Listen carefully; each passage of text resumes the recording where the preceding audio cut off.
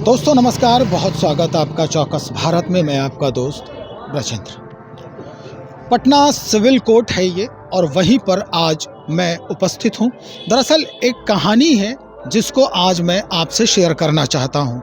ये कहानी 2012 की है, जो एक महिला गर्भधारण में ही गर्भधारण की थी और उसकी शायद जो कानून के तरफ से जो उसको सज़ा मिली है वो हत्या करार दिया गया है। क्या कुछ मामला है वो हम जानकारी लेंगे, लेकिन उससे पहले एक बात और जो महत्वपूर्ण है वो हम आपको बता देना चाहते हैं। उस माँ को और एक बच्ची को, जो उस समय बहुत छोटी थी, उस बच्ची को उस दिन न्याय मिला है सिविल कोर्ट से, हाई कोर्ट से, जिस दिन राम को न्याय मिला। यानी रामलला जब मंदिर में प्रवेश किए और उसी दिन इस बच्ची के लिए भी कानून ने न्याय किया है। पूरा मसला क्या है हम पहले जानते हैं। हम सीधा वकील साहब से जुड़ रहे हैं। वकील हैं हमारे साथ विनोद कुमार जी, इन्हीं से हम जानते हैं कि पूरा मसला क्या है। वकील साहब, क्या कहानी है ये?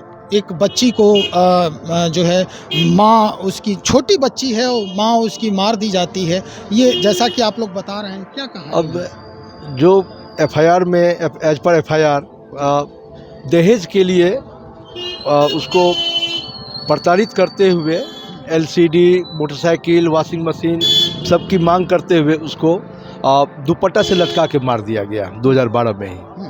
और उसके बाद ये सिविल कोर्ट पटना ने ट्रायल किया। ट्रायल के बाद उसमें पति, सास और ससुर को कन्विक्टेड पाया, उसको दोषी करार दिया गया।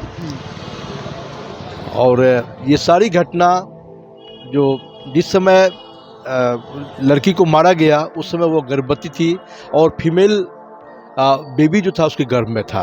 एक बेटी पहले से थी, पर एक बेटी पहले से भी थी जो आज के समय में 13 से 14 साल की हो गई है, बिन माँ की है, लेकिन ननिहाल वाले उनको अपने यहाँ रखे हुए हैं, मामा नाना सब लोग कर रहे हैं। और एक बेटी ऑलरेडी पेट में थी, जो कि पोस्टमार्टम रिपोर्ट से क्लियर होता है कि वह गर्भवती थी और फीमेल चाइल्ड ही कैरी कर रही थी। इसका मतलब उसका लिंग परीक्षण करवाया गया था। मे भी हो सकता है, क्योंकि जिस चीज़ की जानकारी नहीं है, लेकिन कहीं न कहीं घटना का जो कारण बताया जा रहा है कि बेटी के कारण ही मारा गया, तो ऐसा हो सकता है कि उनका लिंग परीक्षण हुआ हो और इस कारण से उनको मारा गया हो। कि आज भी हमारे देश में, भारत जहां विकासशील नहीं विकसित की ओर अग्रसर है और इस तरह की घटनाएं हो रही है, लेकिन ये 2012 की घटना थी, लेकिन उस समय से अभी तक में बहुत परिवर्तन आया। लेकिन आज जो है, यानी कल 22 तारीख को माननीय न्यायालय के द्वारा इन लोगों को सज़ा मिला और उस बच्ची और उस मृत आत्मा को इंसाफ मिला है।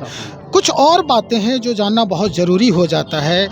जिसको आरोपित करार दिया गया था, जिस पर एफआईआर किया गया था, उसके तरफ से भी कोई ये है स्वीकारोक्ति वगैरह कुछ इस तरह का? डायरेक्ट तो कहीं से उन्होंने स्वीकार नहीं किया। जिस समय चार्ज फ्रेम होती है, एक प्रोसीडिंग है जिसमें पूछा जाता है क्या आप सज़ा जो आप पर आरोप है उसको मानते हैं, तो उन्होंने इनकार किया, वो केस को लड़ना स्वीकार किया।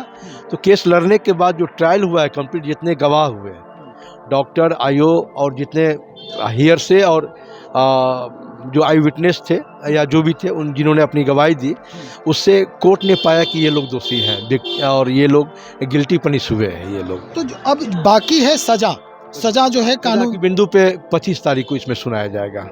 मतलब फैसला हो गया है? फैसला हो गया, सब लोग कन्विक्टेड हो गए हैं ये तीनों, और 25 को इस पर कितनी सज़ा होगी ये इस पर सुनाया जाएगा। मतलब ये भी हो सकता है क्या, चूँकि कानून आप जानते हैं, कानून के पैरोकार हैं आप, तो ये भी हो सकता है कि अब जो सज़ा याफ्ता जो है जो व्यक्ति है वो हाई कोर्ट जाए तो उसे वहाँ से भी न्याय मिलने की आशंका है? बीइंग प्रोसिक्यूशन लॉयर, चूँकि मैं इन्फॉर्मेंट का लॉयर हूँ, मैं समझता हूँ कि ये हीनियस क्राइम है। एक साथ डबल मर्डर की बात हो रही है और माननीय न्यायालय ने ट्रायल करके ही सारा कुछ जजमेंट दिया है, तो मुझे आशा है कि वहाँ से भी न्याय मिलने की उम्मीद नहीं है। लेकिन वो लोग हाईकोर्ट, तो हमारे यहाँ तो जो सिस्टम है सुप्रीम कोर्ट तक इनके लिए आधार है जाने का, लेकिन मुझे लगता है कि न्याय नहीं मिलना चाहिए, ना मिलेगा। नहीं मिलेगी।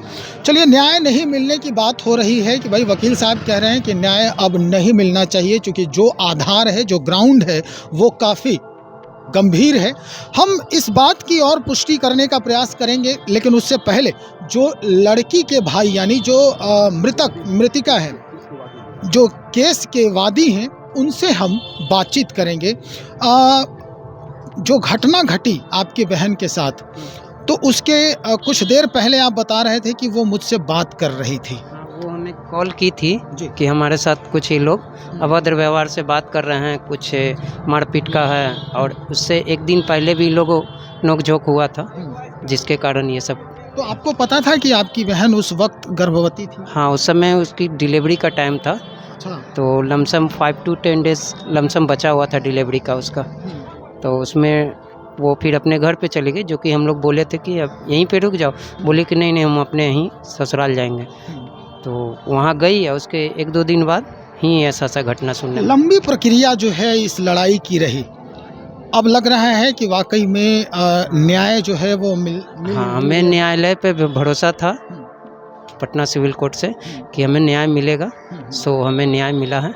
बाकी का प्रक्रिया 25 तारीख को देखिए क्या होता है, जजमेंट में क्या आती है। ये आप भी भाई हैं? ये हमारे बड़े भाई। बड़े भाई हैं आप। क्या नाम है आपका? मनोज कुमार। मनोज कुमार जी, जो बच्ची थी उस वक्त, मतलब मुझे लगता है 2012 में 2 साल की या 3 साल की रही होगी।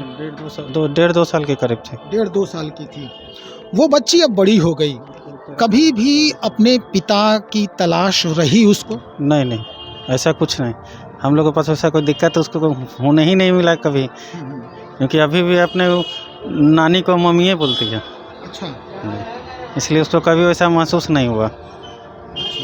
कभी ये जानने का प्रयास किया उसने कि हाँ हमारी माँ के साथ क्या हुआ, कैसे क्या घटनाएं घटी, इस तरह के कुछ उसके जो जहन में, चूँकि बड़ी हो गई है अब 13-14 साल की बच्ची जो है वो अर्ध परिपक्व हो ही जाती है, तो क्या लग रहा है आपको कि ये माहौल आगे चल के कुछ अलग रूप ले सकता है क्या?